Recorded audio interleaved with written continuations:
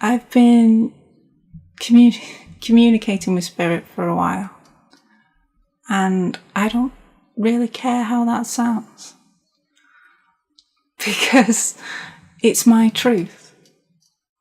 It's my truth. It might sound like, oh, she's just trying to get attention or whatever, but it's my truth. When I started talking to those who were passed over, and I started doing messages, and I was putting more energy into it. I was developing more, and there was a list of things that they used to say. This is what you should ask when you've got contact. This is what you should ask, and they were. You should ask for a name. You should ask for evidence on some level, which was you should ask them to give you a piece of information that their loved one would know it was them from. So something that would mean something to them. And they would say, you want that. You've got to kind of control the conversation. You're having the conversation. You've got to do it as fast as you can. You've got to get who the person is. You've got to get evidence that person is there. And after that, you want to deliver their message. And it's quite methodical. It doesn't always go to plan, because I mean, how many people do you know that when you say to them, right, this is what the conversation's going to be. First, you're going to give me your name, then you're going to... People hate that. They really hate that.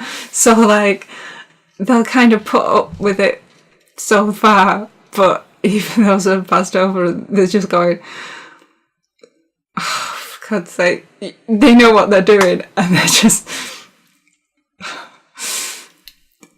They know what they're doing, and they're just dealing with this medium that's trying to conform to this list of rules, and they're going, no, this is how it's going to be.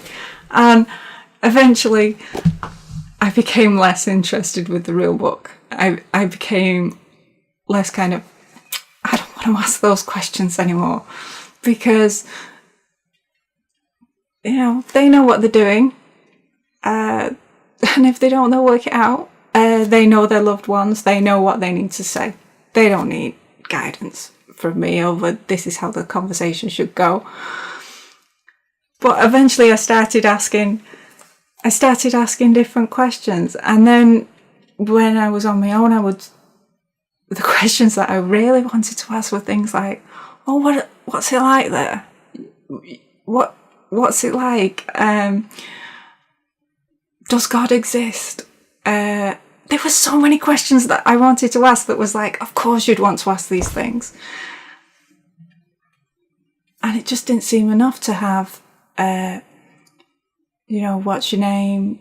Give me some evidence. And I think the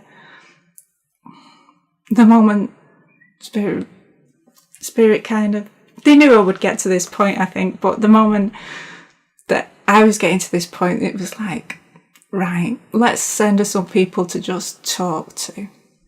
People to have a conversation with. People that are just going to talk to her and say, this is what this is like. This is what death's like. And she can find out. So I was having the most interesting conversations that I've ever had. And I was learning all these wonderful things, and putting it in the book gave me a chance to share the experience with other people. But it's such an out there experience that it's difficult to share with other people, because